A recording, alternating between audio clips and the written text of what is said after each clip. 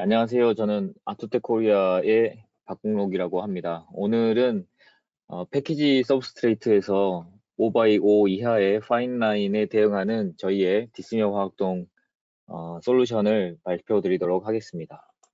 저희가 지금 바라보고 있는 마켓은 5x5에서 2x2까지 파인 패턴을 향후 몇 년 이내에는 진행을 할 것으로 보고 있습니다. 그래서 디스미어 화학동 부분에서는 크게 네 가지 프로세스를 준비를 하고 있습니다. 그 중에 첫 번째는 디스미어의 루즈 필러, 루즈 글라스 필러를 제거하는 방법으로 시크리강스 MV 클리너 GFR 이라는 약품을 준비하고 있고요. 그리고 두 번째로는 화학동에서의 촉매를 기존의 팔라듐 촉매가 아닌 카파 촉매를 씀으로써 팔라듐 스트리핑 공정을 제거하고 코스트를 낮추는 그런 효과를 기대하고 있는 큐프라강스 MV 촉매 약품을 준비하고 있고요. 그리고 이 디스미어 화학동 장비적인 측면에서도 파인 패턴을 대응하기 위해서는 장비적인 측면에서의 솔루션도 필요한데 G플레이트라고 명명을 한 저희가 새로운 장비를 개발을 완료했습니다. 그래서 이 G플레이트에 관한 설명도 오늘 간단하게 드릴 예정이고요. 그리고 마지막으로 화학동 부분은 프린트웍스 MVTP3라고 해서 파인 패턴을 대응하기 위해서는 화학동 두께도 굉장히 낮아져야 하는데 저희 보통 200나노 이하 150나노에서 100나노를 지금 바라보고 있습니다. 단순히 기존의 화학동 처리 시간이나 온도를 낮춰서 화학동 두께를 낮추면 발생할 수 있는 다양한 문제들이 있어서 결국에는 새로운 화학동 솔루션이 필요했고 이에 대응하기 위해서 프린트웍스 MVTP3라고 하는 낮은 도금 두께를 확보할 수 있는 화학동을 오늘 발표를 드리도록 하겠습니다. 그래서 오늘은 그 중에서 요 세 가지 큐프랑스 MV 그리고 G플레이트, 프린트웍스 MVTP3 이 세 가지 프로세스에 대해서 중점적으로 말씀을 드리도록 하겠습니다. 그중 첫 번째로 큐프랑스 MV 액티베이션입니다. 이는 기존의 팔라듐을 대체해서 카파를 촉매로 사용하는 화학동의 촉매 공정입니다. 다 아시겠지만 이 팔라듐은 화학동 공정에서 필수한 단계입니다. 그런데 이 팔라듐을 쓰면 가장 큰 문제가 코스트가 증가하고 특히나 팔라듐이 귀금속이기 때문에 팔라듐의 코스트를 예측하기가 어려운 그런 큰 문제점이 있습니다. 그리고 두 번째로는 이 팔라듐을 사용하게 되면 나중에 패터닝 프로세스를 진행할 때 결국엔 팔라듐을 제거하는 공정이 필요한데 저희가 카파를 촉매로 사용하게 되면 팔라듐을 사용하지 않기 때문에 팔라듐 스트리핑 공정이 한 단계가 제거할 수 있는 그런 장점도 가지고 있습니다. 그래서 여기 사진을 보시면 촉매를 카파 촉매를 사용하고 그리고 화학동은 기존의 화학동을 처리해서 화학동이 정상적으로 진행된 사진을 보실 수가 있습니다. 그래서 이 큐프강스 MV 액티베이션에 대해서 설명드리기에 앞서서 저희가 화학동 공정에서 액티베이터가 필요한데 그 이유는 아시겠지만 이렇게 활성화 에너지를 낮춰주기 위함입니다. 나중에 저희가 필요한 반응은 결국 화학동 반응인데 이 화학동 반응도 어떤 필요한 에너지 레벨이 있는데 그 앞에 팔라듐을 증착을 시켜줌으로 인해서 팔라듐 주위에서는 이 화학동 반응의 필요한 반응 에너지를 낮춰주는 그러한 역할을 하기 위해서 팔라듐을 사용하고 있습니다. 그런데 이 팔라듐은 가장 보편적으로 알려진 화학동 공정의 촉매이지만 말씀드린 것처럼 이 귀금속을 사용하기 때문에 팔라듐 귀금속이기 때문에 코스트가 높은 코스트라는 단점이 있고 그리고 특히나 이 귀금속이 가격이 유동적이라는 그 큰 문제점이 있습니다. 그래서 저희가 오늘 말씀드리는 큐프랑스 MV 카파 액티베이터 외에도 여러 가지 시도가 있었습니다. 팔라듐을 다른 금속으로 대체를 해서 화학동의 촉매를 구성하는 그런 프로세스를 개발하기 위해서 여러 가지 시도가 있었는데 결국에 저희 MKS 아토텍에서는 이번에 카파로 그 팔라듐을 대체하는 화학동의 촉매를 개발하게 되었습니다. 위에 테이블을 보시면 팔라듐과 카파의 비교 테이블이 나와 있는데 당연히 이제 가격은 굉장히 카파가 메리트가 있는 부분이 있고 그리고 특히나 이제 팔라듐을 카파로 대체하면 또 저희가 기대할 수 있는 효과 중에 하나가 이 전도도나 그리고 열 전도율이 팔라듐에 비해서 카파가 굉장히 좋습니다. 그래서 나중에 화학동을 하게 되면 기존의 팔라듐 액티베이터를 쓰면 팔라듐이 아주 적은 양이지만 서브스트레이트 위에 남고 그 위에 화학동이 올라가게 되는데 결국엔 팔라듐을 카파로 대체하면 팔라듐에 의해서 적은 양이지만 전도도나 열 전도율이 떨어질 수 있는 부분이 있는데, 이를 카파 촉매를 사용하면 이런 팔라듐에 의한 열 전도 그리고 전기 전도도 저하 문제도 제거할 수 있는 그런 효과를 기대해 볼 수가 있습니다. 그런데 이 팔라듐 촉매를 대체하는 여러 가지 시도가 있다고 말씀드렸는데, 이 팔라듐 촉매를 대체하는 시도 중에 카파가 그전에도 여러 번 시도가 됐었습니다. 그런데 카파를 촉매로 사용했을 때 가장 큰 어려움은 화학동을 하기 전에 카파를 촉매제로서 붙이게 되면 이 카파가 산화가 굉장히 빨리 일어납니다. 그래서 이 산화가 된 카파 옥사이드는 이 촉매 역할을 더 이상 할 수 없게 됩니다. 저희가 필요한 것은 메탈 카파입니다. 그런데 산화가 너무 빨리 되면 결국 화학동의 촉매 역할을 못하기 때문에 이러한 문제점이 극복하기가 어려운 큰 문제점이 있었고, 그리고 두 번째로는 카파 메탈을 붙여놨다고 하더라도 화학동 공정에 들어가기 전에 린스를 하게 되는데, 이 린스를 하게 되면 이 워터에 씻겨 나가버리는, 기판에 붙여놓은 카파 촉매가 물에 씻겨 나가버리는 그러한 문제점이 크게 또 두 번째로 있었습니다. 그런데 이번에 이 카파 옥사이드 생성 그리고 물에 의해서 씻겨져 나가버리는 린스 레지스턴스가 낮았던 그러한 두 번째 문제점, 이 두 가지 문제점을 극복을 할 수 있게 되어서 결국에는 큐프로강스 MV 액티베이터, 카파 액티베이터를 이렇게 마켓에 런칭하게 되었습니다.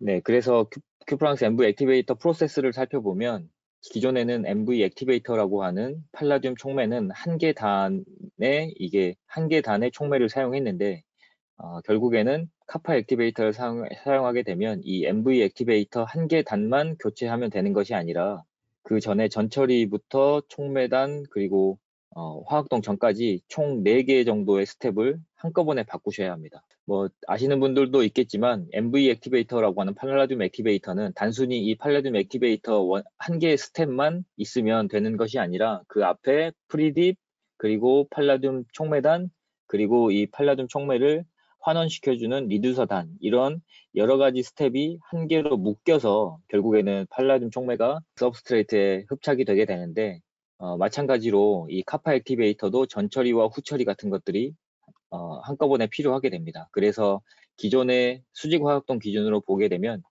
프리딥부터 액티베이터, 리듀서, 그리고 화학동 전에 있는 엑셀러레이터, 인핸서라고 하는 4개 스텝 정도가 한꺼번에 카파 액티베이터, 큐프로강스 MV 액티베이터로 4개의 스텝이 한꺼번에 바뀌게 됩니다. 그래서 각각의 스텝에 대해서는 그 다음 장에 설명을 드리겠습니다. 네, 이 큐프로강스 MV 액티베이터는 크게 4가지 스텝이 바뀌게 된다고 말씀드렸는데, 기존의 전통적인 화학동은 클리너, 그리고 소프트 해칭, 그리고 프리딥 이렇게 시작이 됩니다. 근데 클리너와 소프트 해칭은 그대로 사용을 하시고 프리딥부터 큐프로강스 MV 액티베이터는 바뀌게 되는데, 이 큐프로강스 MV 액티베이터는 프리딥을 컨디셔너라고 하는 다른 약품을 사용하게 됩니다.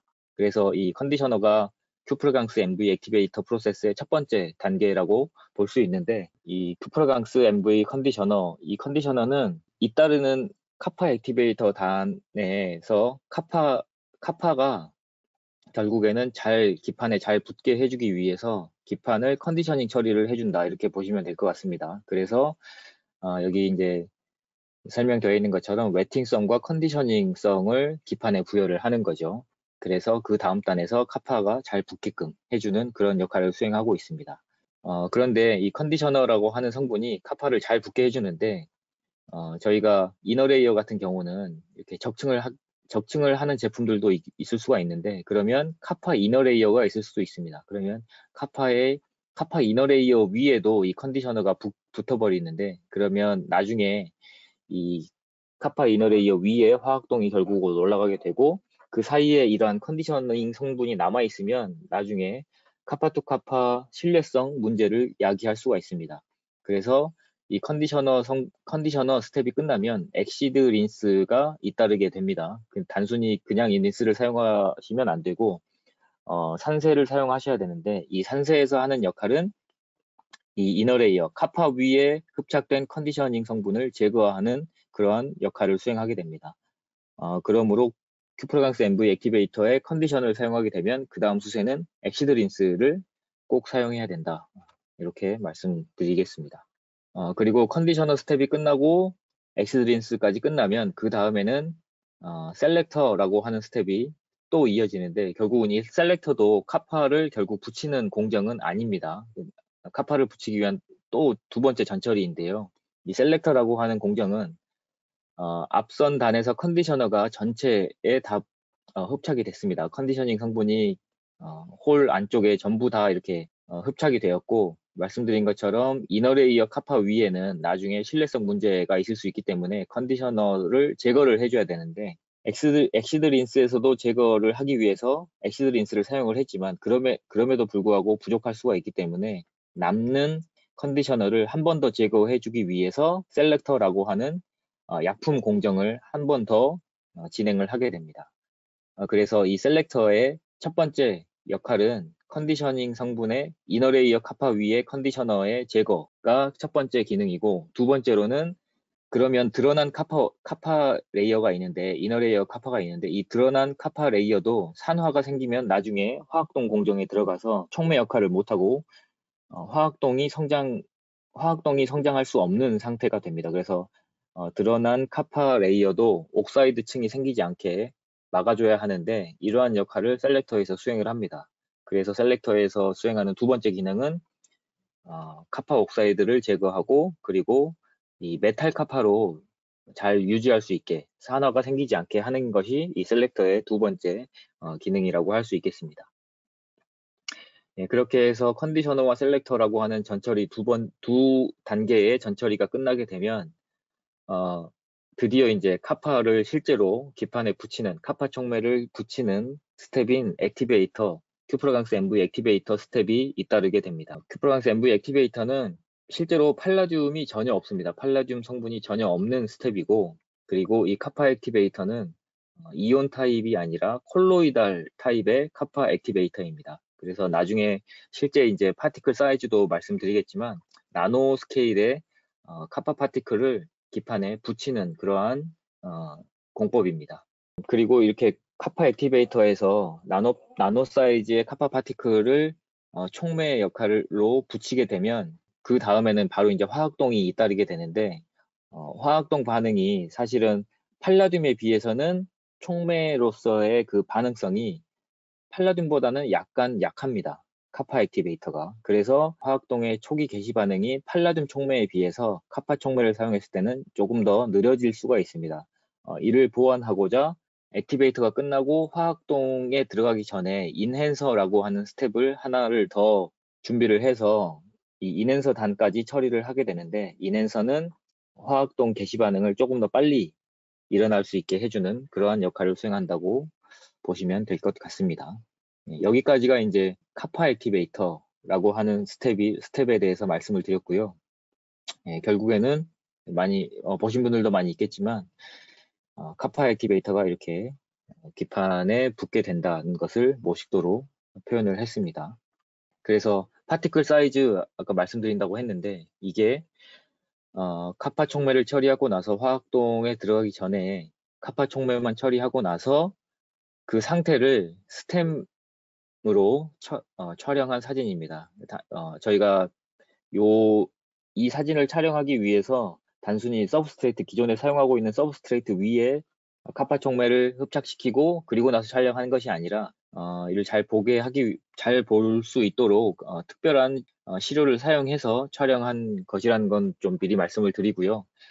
보시는 검은색 도트들이 이 카파 파티클들이라고 보시면 될 것 같습니다.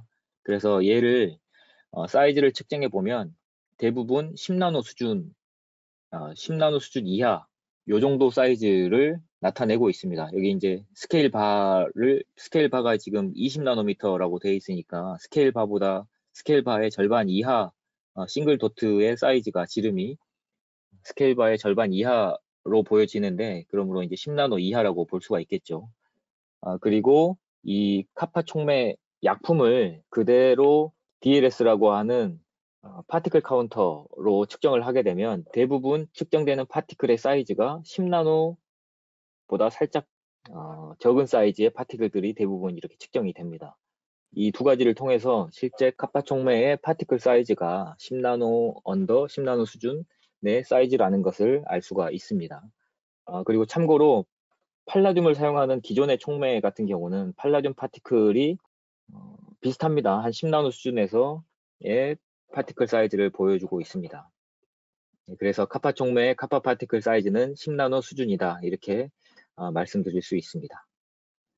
네, 그리고 여기서부터는 이제 실제 카파 촉매 약품을 사용을 했을 때의 사진들을 좀 보여드리도록 하겠습니다. 이 첫 번째 사진은 카파 촉매를 건욕하는 과정입니다. 그래서 카파 촉매를 처음에는 이온 상태의 카파를 공급을 하게 되는데 그렇기 때문에 파란색 카파 이온의 색상을 띈다는 것을 볼 수가 있습니다. 그리고 여기에 추가로 리듀서라고 하는 약품을 사용하면 이제 건욕이 끝나게 되는데 리듀서라고 하는 약품은 카파를 환원시키는 역할을 합니다. 그래서 이온 상태의 카파가 첫 번째 이온 상태의 카파가 두 번째 사진에서는 메탈로 바뀌었기 때문에 이렇게 검은색을 띠는 것을 보실 수가 있습니다. 그래서 이 상태가 메탈로 바꿔놓은 카파, 이 상태가 이 카파 액티베이터가 건욕이 끝난 상태입니다. 그래서 카파 파티클들이 이 안에 이제 존재하고 있는 거죠. 그러면 기판이 들어가면 이 카파 파티클들이 기판에 붙는 방식인 겁니다. 예, 그래서 이렇게 기판을 담궜다가 이렇게 밖으로 빼면 이 FR4 쿠폰인데 FR4 쿠폰이 약간 어둡게 브라운 컬러로 바뀐 것을 보실 수가 있습니다. 메탈 카파가 붙어 있는 거죠. 예, 그리고 마지막 사진은 얘는 그 기판을 세 번째 사진에서 처리한 기판을 이렇게 린스를 하는데 린스를 할 때 좀 과하게 에어 버블도 좀 과하게 틀어놓고 그리고 아지테이션도 좀 심하게 시킨 상태에서 린스를 했는데 그럼에도 불구하고 카파 촉매는 기판에서 떨어지지 않고 잘 흡착되어 있었다 이런 것을 말씀드리기 위해서 사진을 한번 첨부시켰습니다. 네, 그래서 이렇게 촉매 처리가 끝나면 결국은 이제 화학동에 들어가게 되는데 이 페이지에서는 기존의 팔라듐 촉매를 사용한 기판과 그리고 카파 촉매를 사용한 기판, 왼쪽이 기존의 팔라듐 촉매, 오른쪽이 말씀드리는 카파 촉매를 사용한 기판입니다. 이 두 기판을 동시에 이렇게 화학동 베스에 넣으면 이 두 번째 사진은 15초 후에 화학동에 담그고 15초 후에 다시 꺼낸 사진입니다. 그러면 팔라듐 촉매를 사용한 기판은 이미 화학동이 개시가 된 것을 보실 수가 있습니다. 그리고 카파 촉매는 팔라듐 촉매보다는 늦게 아직 반응은 시작하지 않은 것을 보실 수가 있습니다. 그리고 60초가 지나면 둘 다 이렇게 지금 화학동 색깔이 이제 카파 색깔이 보이고 있습니다. 그리고 20분 화학동 처리를 하게 되면 둘 다 이제 살먼 핑크라고 하는 저희가 이상적으로 생각하는 화학동 색깔이 둘 다 정상적으로 올라왔고요. 그리고 도금 두께를 측정했을 때 도금 두께에 대한 차이도 없었습니다. 화학동의 개시 반응은 팔라듐 촉매보다는 좀 느렸지만 결국에 화학동은 정상적으로 진행이 됐고 개시 반응이 좀 늦었다고 해서 화학동의 전체 두께까지에는 영향을 안 미쳤습니다. 그래서 화학동 두께도 비슷한 수준을 보여주고 있다. 이런 것을 알 수가 있습니다. 그래서 이 페이지에서 보실 수 있는 것처럼 카파 촉매를 사용해도 화학동은 정상적으로 진행이 되는데 화학동의 개시 반응이 좀 느려졌습니다. 물론 60초가 지나면 둘 다 정상적으로 도금이 됐지만 화학동의 개시 반응은 팔라듐에 비해서 조금 느렸기 때문에 그래서 인핸서라고 하는 약품을 추가로 아까 사용한다고 말씀을 드렸었습니다. 네, 그래서 얘는 이제 또 한번 비교해봅니다. 팔라듐 액티베이터를 썼을 때와 카파 액티베이터를 썼을 때 외관상으로는 크게 차이가 없죠. ABS나 FR4를 사용했을 때. 이 ABS를 저희가 평가하는 이유는 ABS가 표면 조도가 굉장히 낮습니다. 표면 조도가 거의 없다시피 한데 100나노 이하의 RA 조도를 보여주는데 이 ABS에서도 카파 촉매 화학동을 해도 밀착력에 문제가 없다는 것을 보기 위해서 ABS를 저희는 항상 평가를 하고 있습니다. 그리고 아래 사진은 실제 파일럿 라인에서 파일럿 스케일로 이렇게 실제 기판 400에 500 정도 사이즈의 기판을 가지고 평가를 했을 때의 사진이고요. 그리고 커버리지도 크게 문제가 없었고, 이렇게 큐프라강스를 썼을 때, 그러니까 카파 촉매를 썼을 때, 그리고 팔라듐 촉매를 썼을 때 크게 차이가 없죠. 그리고 표면의 셈으로 봤을 때도 뭐 카파 촉매를 썼다고 해서 기존의 화학동과 카파 모폴로지가 다르다거나 하는 것은 없었습니다. 정상적인 카파의 조직을 보여주고 있습니다. 네, 그리고 저희가 고객사와 샘플링 테스트를 좀 진행을 했는데, 그때 사용한 제품이 ABF 중에 T31과 GL102라고 하는 제품을 이제 사용을 해서 평가를 했고, 그 당시에 필스트렝스는 카파 촉매를 사용했을 때와 팔라듐 촉매를 사용했을 때 크게 차이가 없었습니다. 여기도 마찬가지고요. GL102 그리고 T31 둘 다 모두 카파 촉매와 팔라듐 촉매의 필스트렝스 차이는, 화학동 밀착력 차이는 크게 없었습니다. 그리고 얘는 이제 화학동이 끝난 후에, 화학동 후에 표면의 조도를 측정한 결과인데, 이렇게 이게 이제 맨 왼쪽이 화학동 처리하기 전에 기판이 가지고 있는 기본 조도이고요. 그리고 두 번째 셀은 촉매만 처리했을 때, 팔라듐 촉매만 처리하고 카파 촉매만 처리하고 화학동 전입니다. 촉매만 처리하고 나서의 조도가 살짝 낮아진 것을 볼 수가 있죠. 그리고 화학동까지 처리하고 나서의 표면 조도를 봤을 때 큰 차이는 없는 것으로 보여집니다. 여기는 뭐 좀 차이가 있다. 카파 촉매를 사용했을 때 팔라듐 촉매를 사용했을 때보다 조도가 좀 낮아진 것 같다라고 결과는 나왔는데, 이 차이는 뭐 크지 않다고 보여집니다. 그리고 테스트를 조금 더 반복을 해보면 이런 결과를 조금 더 명확히 볼 수가 있을 것 같습니다. 그래서 결론적으로는 카파 촉매를 사용해도 팔라듐 촉매를 사용한 기존의 POR 조건과 비교했을 때 필스트렝스나 표면 조도에 큰 차이는 없다는 것을 이 페이지에서는 보여주고 있습니다.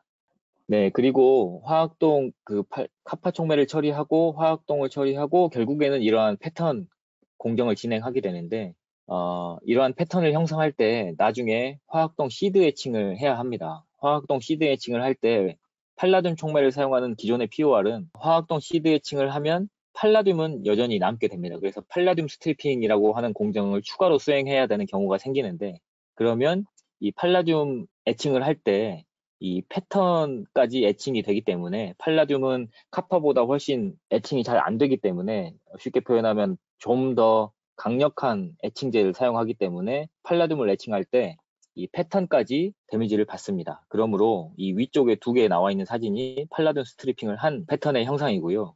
이 세 가지 A, B, C 요 세 가지가 팔라듐 스트리핑까지 처리한 패턴의 형상이고, 이 네 번째가 큐프라강스 MV라고 하는 카파 촉매를 사용해서 팔라듐이 사용이 되지 않았기 때문에 팔라듐 스트리핑 공정이 처리가 되지 않은 패턴의 형상입니다.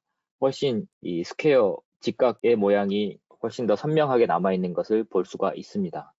그래서 카파 촉매를 사용하게 되면 팔라듐 스트리핑 공정이 제거가 되므로 패턴의 쉐입도 저희가 이상적인 쉐입을 얻을 수가 있다는 장점을 여기서는 보여주고 있습니다. 그래서 이 카파 액티베이터, 큐프라강스 MV 액티베이터에 대해서 결론적으로 이제 말씀을 드리면, 실제로 팔라듐이 아예 제거가 된 촉매 공정이고요. 그리고 저희가 알고 있기로는 아직까지 이 상용화된 카파 액티베이터는 저희가 처음으로 알고 있습니다. 그래서 저희 생각에는 최초의 화학동에서의 팔라듐을 제거한 카파 액티베이터라고 저희는 보고 있고요. 팔라듐 스트래핑을 제거했기 때문에 아까 전 페이지에서 말씀드린 것처럼 특히나 이제 파인 라인 앤 스페이스를 구현할 때 이상적인 패턴 쉐입을 얻을 수가 있는 장점이 있는 프로세스이고요. 그리고 이 부분은 당연한 거라서 크게 말씀은 안 드렸지만, 팔라듐을 사용하지 않기 때문에 나중에 팔라듐에 의한 쇼트, 불량까지 아예 이제 리스크가 제로라고 볼 수 있는 거죠.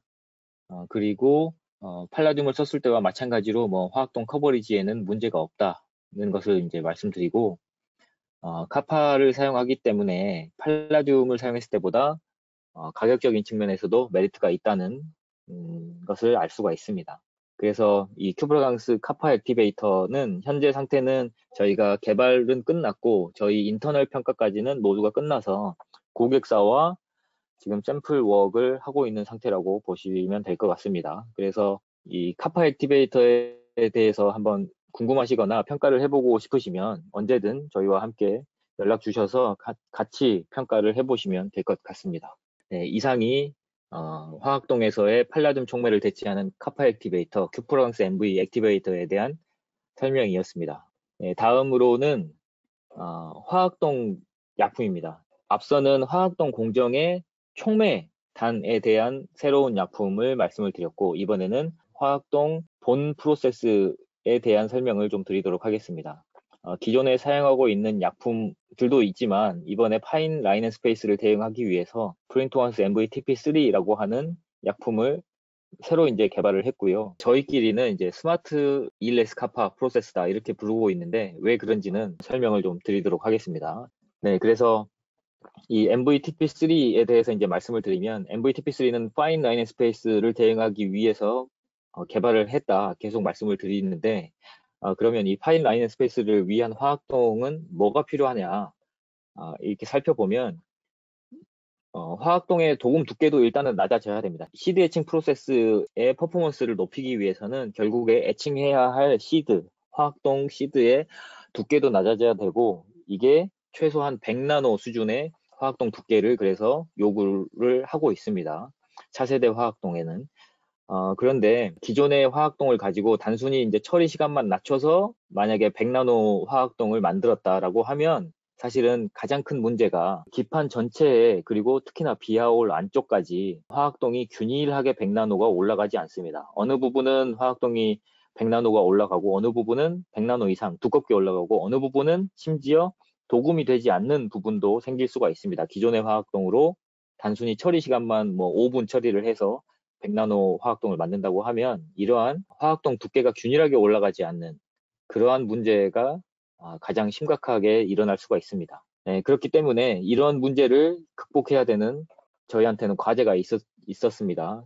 그리고 이 화학동 도금 두께, 아주 낮은 두께를 올리면서도 균일한 도금 두께를 보여줘야 하는 그러한 첫 번째 요구 사항이 있고 그러면서 동시에 요즘의 화학동이 갖춰야 할 기본적인 성능, 예를 들면 나노보이드랄지 그리고 스로잉 파워, 필 스트렝스, 그리고 더미는 최소화한다든지 뭐 이런 기본적인 요구 사항들도 동시에 충족하면서 낮은 두께의 균일한 화학동을 보여주는 것.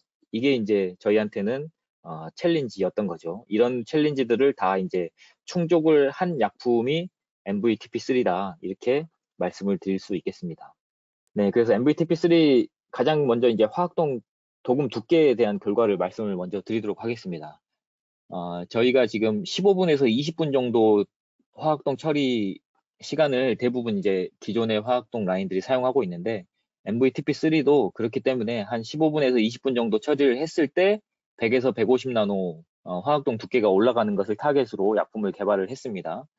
그래서 화학동을 처리를 한 결과입니다. 여기 보시면 가로축이 도금 처리 시간입니다. 그래서 왼쪽의 그래프는 ABS 쿠폰에 도금을 했을 때의 도금 두께고요. 오른쪽은 GX92R이라고 하는 ABF에 도금을 했을 때 도금 두께입니다. 그래서 15분 처리를 하게 되면 도금 두께가 0.075, 그러니까 75나노, 0.1미크론이 안 되는 거죠. 그리고 GX92R은 한 100나노, 0.1미크론, 15분에 한 100나노 정도 나오는 화학동입니다. 그런데 기존의 화학동은 화학동 안에 기판을 넣고 계속 기다리면 도금 두께가 선형은 아니지만 그래도 증가하는 것을 볼 수가 있는데 지금 이 TP3로 처리를 한 도금 결과를 보시면 지금 1시간을 했을 때도 0.1마이크론, 그리고 2시간, 4시간, 6시간, 심지어 8시간까지 했는데 0.2미크론이 안 됩니다. 화학동을 8시간을 했는데 0.2미크론이 안 되고 있습니다. GX92R이 ABS보다는 조도가 높기 때문에 도금 두께가 조금 더 높게 측정은 되고 있는데 여전히 GX92R ABF도 화학동을 8시간을 처리를 했음에도 불구하고 200나노밖에는 도금 두께가 올라가지 않습니다. 여기 보시면 저희가 판단할 때는 15분에서 20분 정도 도금을 하게 되면 100에서 150 나노가 형성이 되고 그 이후에는 거의 화학동 도금 두께가 올라가지 않는다. 여기 써 있는 것처럼 셀프 리미팅이 되는 것 같다. 이 화학동은. 그래서 셀프 리미팅을 가지고 있는 화학동이라고 보시면 될 것 같습니다. 그래서 기존의 화학동과는 완전히 다른 퍼포먼스를 보여주고 있는 거죠. 그리고 두 번째로 기존의 화학동과 좀 특이한 점은 화학동 처리를 하고 나서 화학동 후에 표면의 조도가 기존의 화학동과는 좀 다르게 지금 움직이고 있습니다. 그래서 보시게 되면 여기도 이제 화학동을 도금 시간을 8시간까지 늘렸을 때 화학동 후에 표면의 조도를 관찰한 겁니다. 그러면 여전히 조도도 크게 변하지가 않습니다. 80에서 100나노, 60에서 80나노, SA 기준으로 0.1 마이크론이 안 되는 거죠. 그래서 저희가 이 화학동은 앞에 말씀드린 도금 두께도 셀프 리미팅이 되고 그리고 표면의 조도도 약간 리미팅이 되는 거죠. 전기동에서 표현하는 것처럼 레벨링 이펙트가 있는 그런 화학동이라고 말씀드릴 수가 있겠습니다. 셀프 리미팅과 레벨링 이펙트, 요 크게 두 가지 특징이 기존의 화학동과는 다른 특징이다. 이렇게 보시면 될 것 같습니다. 네, 그래서 실제 화학동을 하고 나서의 화학동 계면의 사진입니다. 레벨링 이펙트라고 아까 표면의 조도가 더 이상 올라가지 않는다라고 말씀드렸는데 실제 화학동을 하고 나서 촬영을 해보니까 여기 이제 첫 번째 위에 두 개의 사진이 15분 처리를 했을 때고 아래가 8시간 처리를 했을 때입니다. 그래서 15분 처리했을 때와 8시간 처리를 했을 때를 비교해 보시면 기존의 화학동은 표면의 화학동이 계속 이렇게 성장을 하면서 두껍게 돼야 되는데 지금 TP3는 표면의 화학동은 거의 성장을 하지 않습니다. 15분 후에 성장을 8시간까지를 처리를 했음에도 불구하고 성장은 하지 않고 오히려 비어있는 틈 안쪽으로 화학동이 형성되는 식으로 도금이 진행이 됩니다. 그렇기 때문에 비어있는 부분을 채워가는 방식으로 화학동이 진행되기 때문에 레벨링 이펙트를 갖는 거라고 보여지고요. 그래서 이러한 특성이 그대로 이제 스로잉 파워에도 반영이 되는 거죠. 스로잉 파워는 이렇게 비아홀 안쪽에 크레비스 이런 부분이 액 흐름성이 굉장히 안 좋기 때문에 도금 반응도 천천히 일어나고 그래서 다른 부위, 표면이나 홀 입구에 비해서 도금 두께가 낮은 스로잉 파워가 안 좋은 그러한 문제가 있는데 이런 부분도 이 TP3라고 하는 것들은 안쪽을 채워가는 빈 곳을 채워가는 이러한 특성 때문에 스로잉 파워가 좋은 그런 결과를 보여주고 있습니다.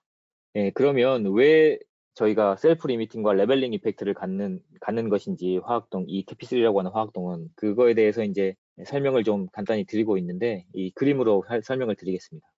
원래는 기존의 화학동은 이 홀의 안쪽보다는 에너지 분포가 높은 이 표면이 먼저 도금이 되는 그런 특징이 있습니다. 그리고 안쪽은 에너지 레벨도 낮을 뿐만 아니라 약품의 흐름성도 좋지 않기 때문에 도금 반응이 늦게 일어납니다. 이게 이제 기본적으로 저희가 알고 있는 화학동의 반응 메커니즘인데 이 TP3는 약간의 전기동의 레벨러 첨가제가 들어간 것처럼 그런 도금 방식을 채택을 하고 있습니다.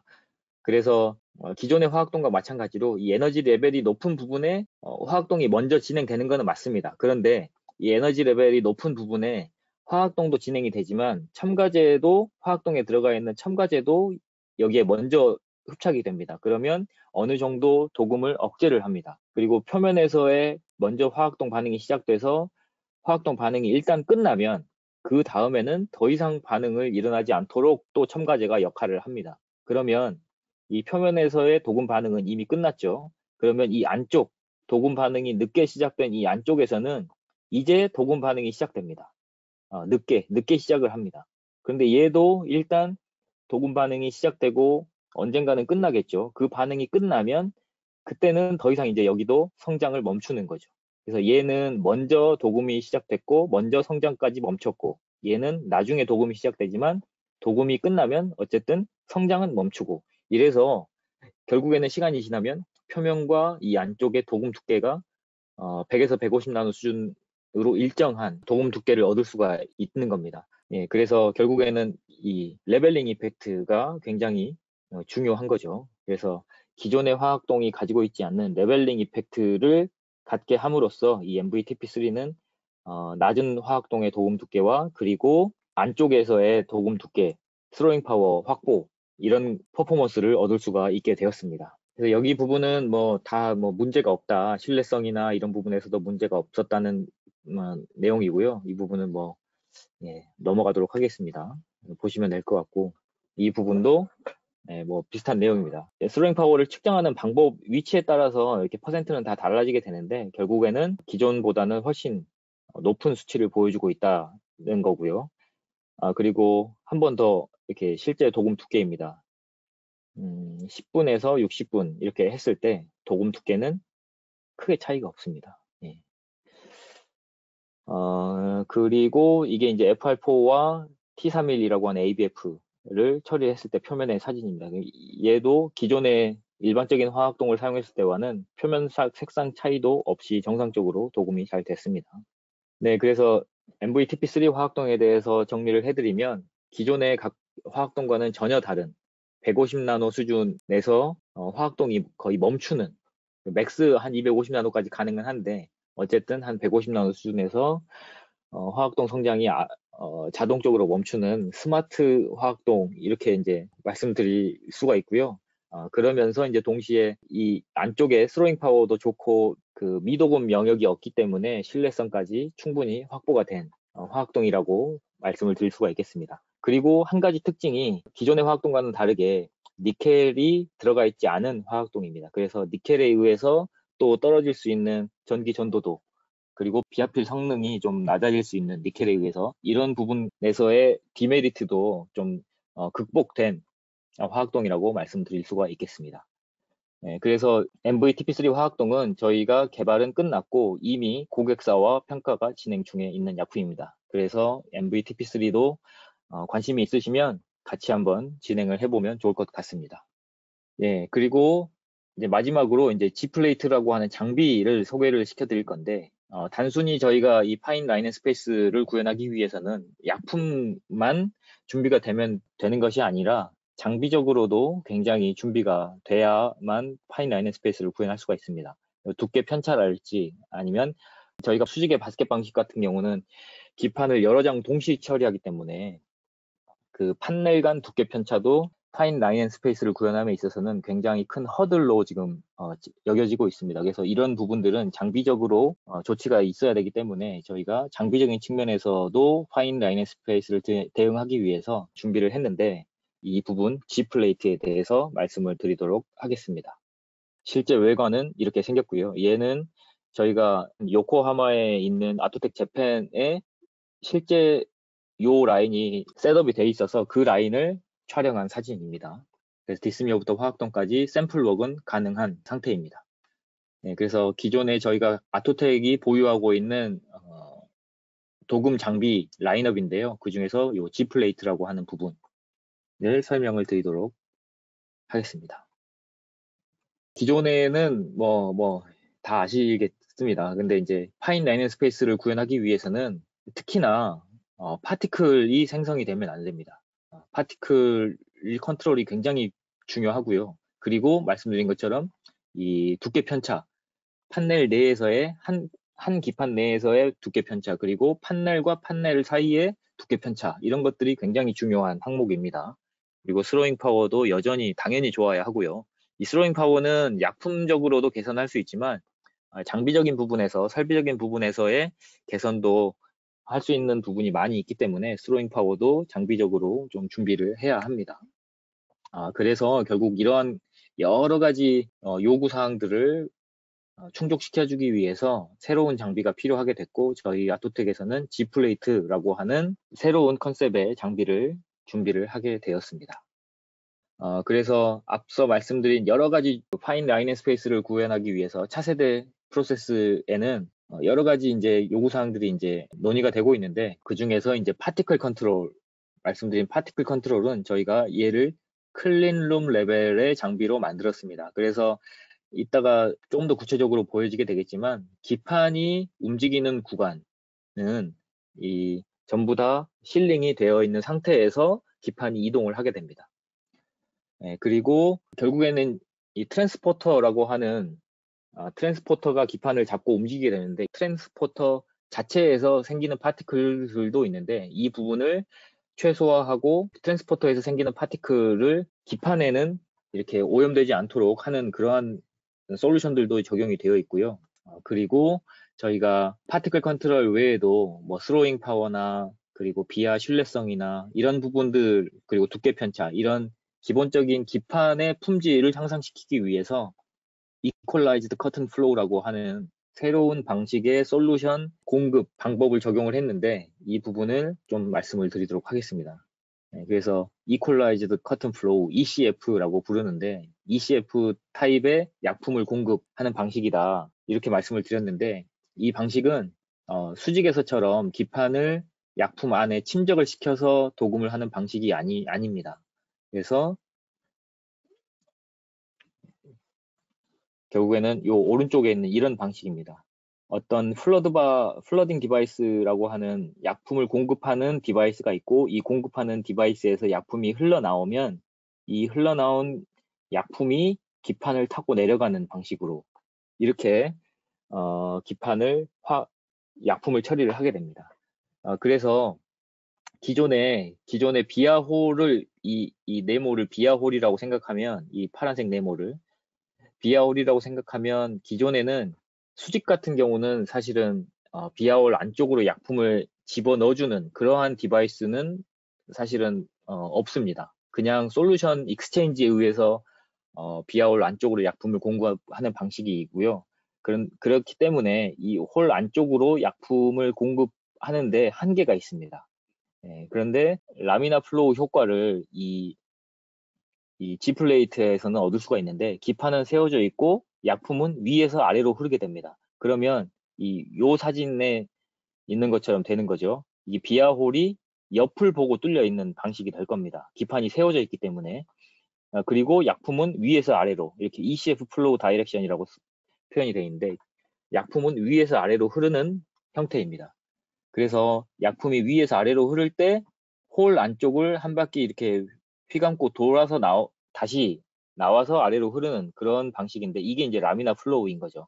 그래서 라미나 플로우는 알려진 것처럼 이런 수직 방식의 약품 공급보다는 훨씬 이 안쪽으로 침투하는 깊이가 깊다고 알려져 있기 때문에 그래서 이 라미나 플로우 효과를 저희 G플레이트에서는 얻을 수가 있습니다.